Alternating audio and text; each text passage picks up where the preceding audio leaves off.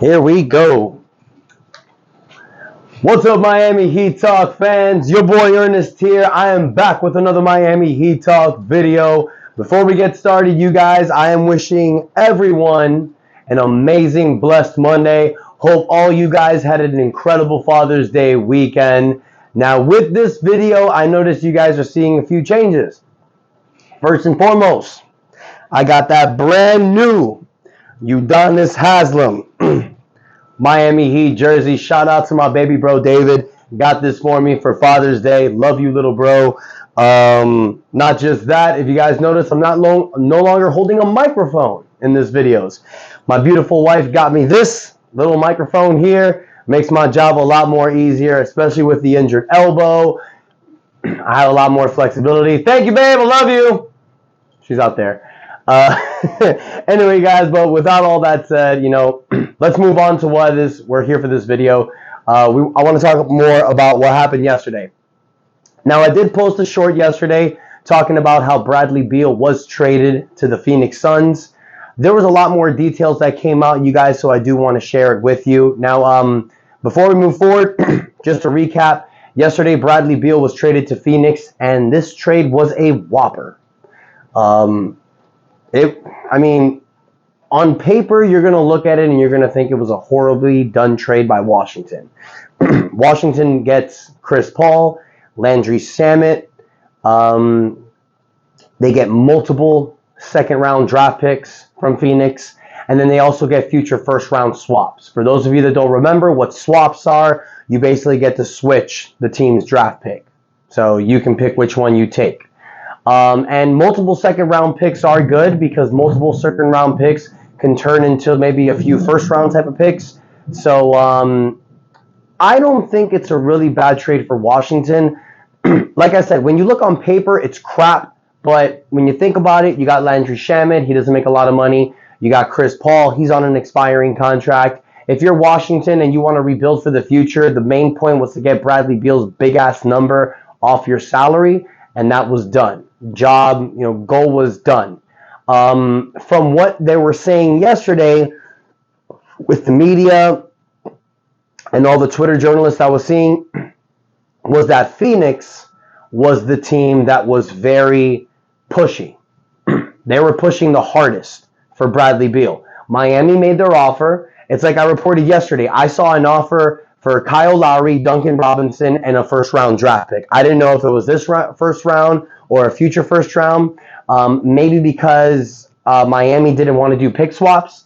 That was something Washington liked about Phoenix. They got multiple pick swaps. Miami didn't want to do that. From what I heard, Pat Riley made an offer, and that was it. They weren't as aggressive as Phoenix. Here's what that tells me. They're pushing all their chips in for Damian Lillard. And I know we have heard that.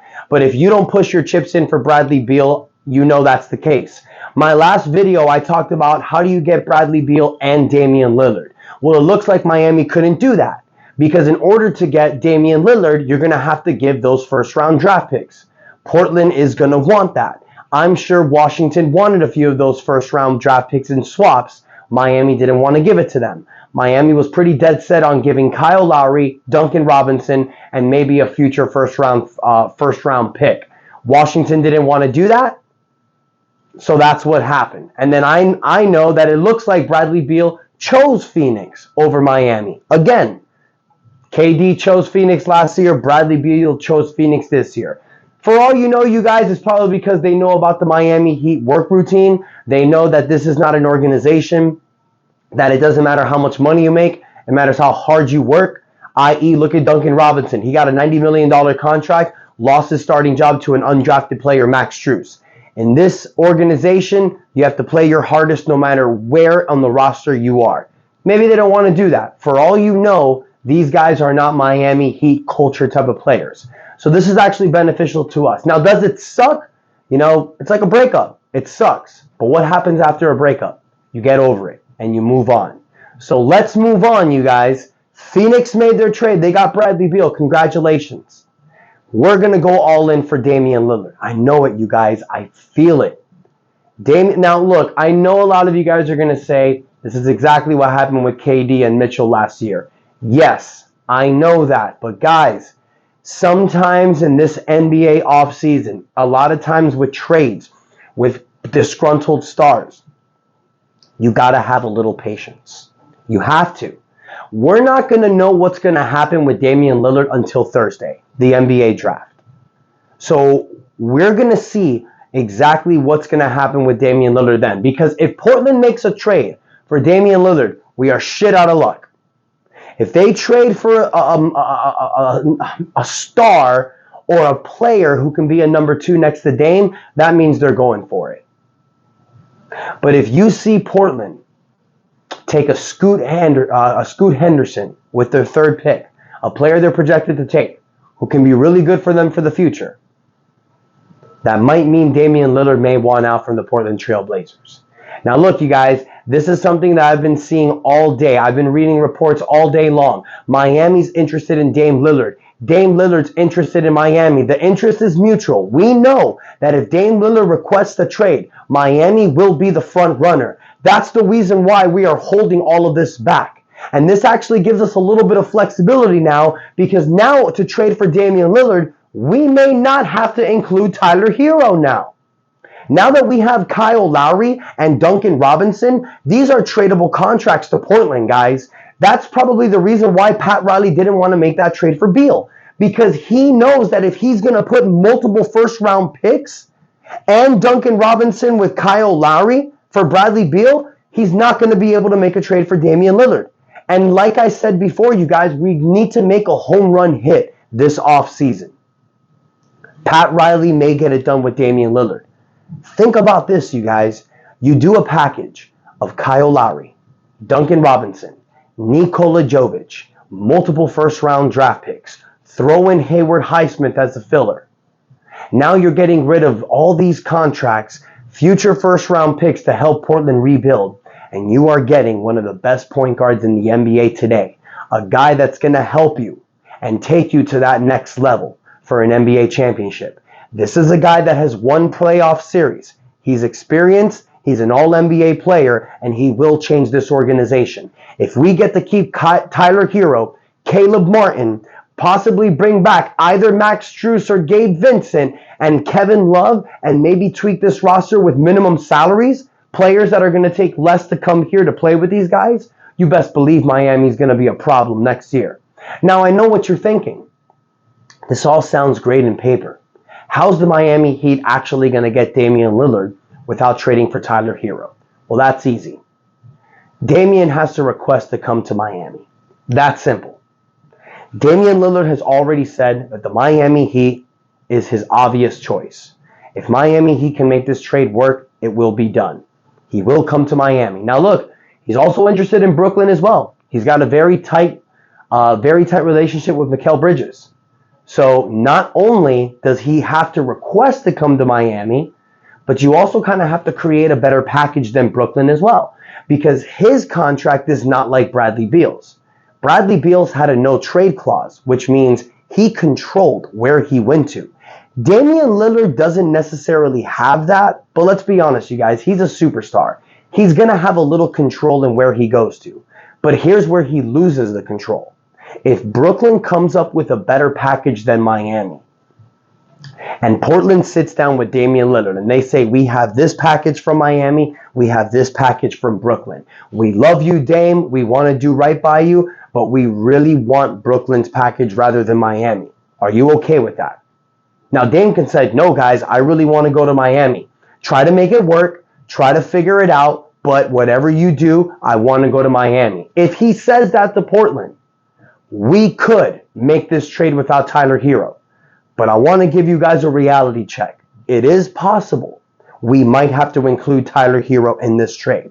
The only reason why is because Damian Lillard tells Portland, send me to Brooklyn or Miami. Whichever is the best package, I don't care. I'll go to either or. That's when Miami has to beat Brooklyn. And how do they beat Brooklyn?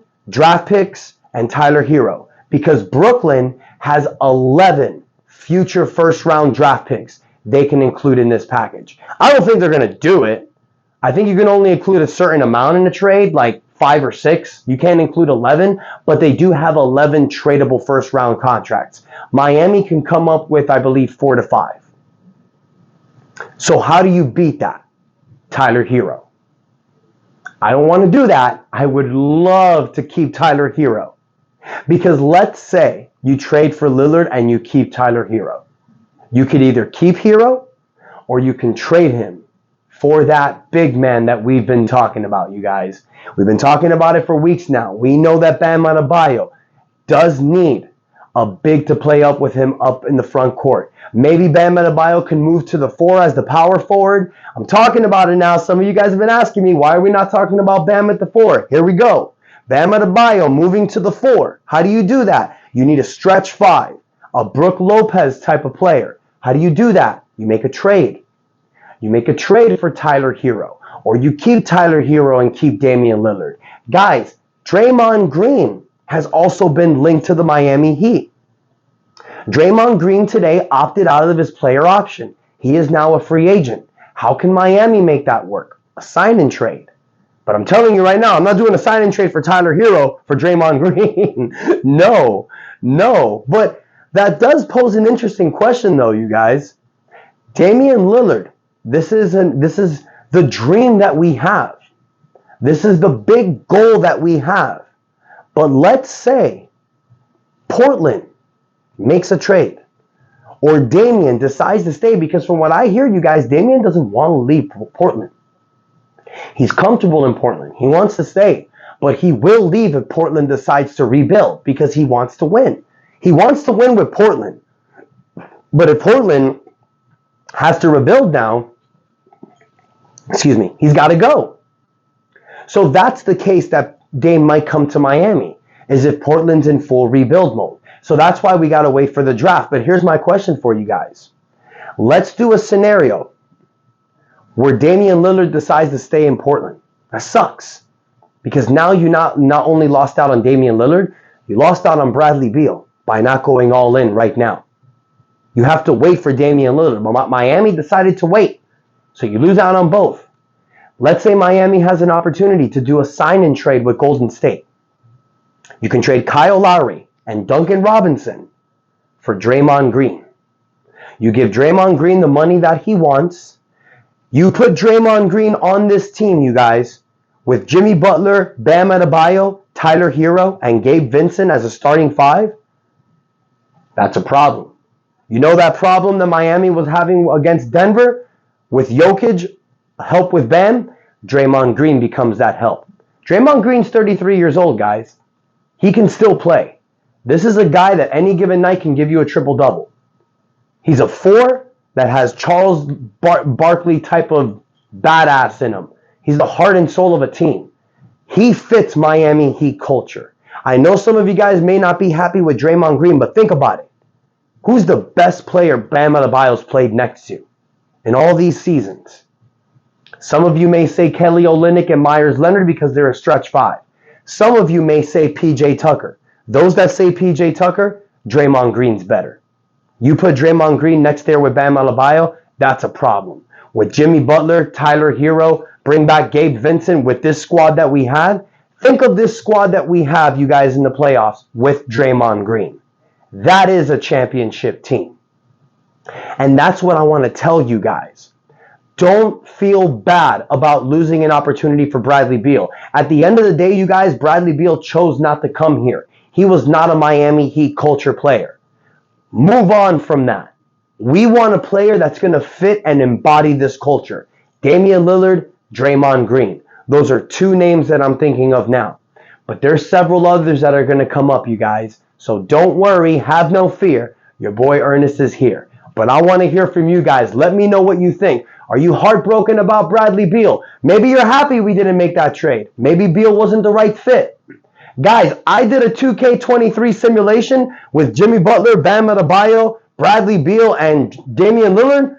I was the 5th seed in the playoffs. The chemistry didn't really work. Maybe it's not a good fit. I don't know. That's 2K. But anyways, so let me know what you guys think. I know you guys would prefer Damian Lillard. I know everybody on this channel prefers Damian Lillard over Bradley Beal. But here's my other question for you guys. If we don't get Dame and we did not look out on Bradley Beal, would you be open in trading for Draymond Green in a sign and trade without having to give up Tyler Hero? I feel that Duncan Robinson would be a great fit with the Golden State Warriors. He fits their offense perfectly to a T. And Kyle Lowry, you can keep him as a backup point guard, or you can buy him out or waive him. That's another option you have there. And hell, if we trade Kyle Lowry to another team and they waive him, he can come back here.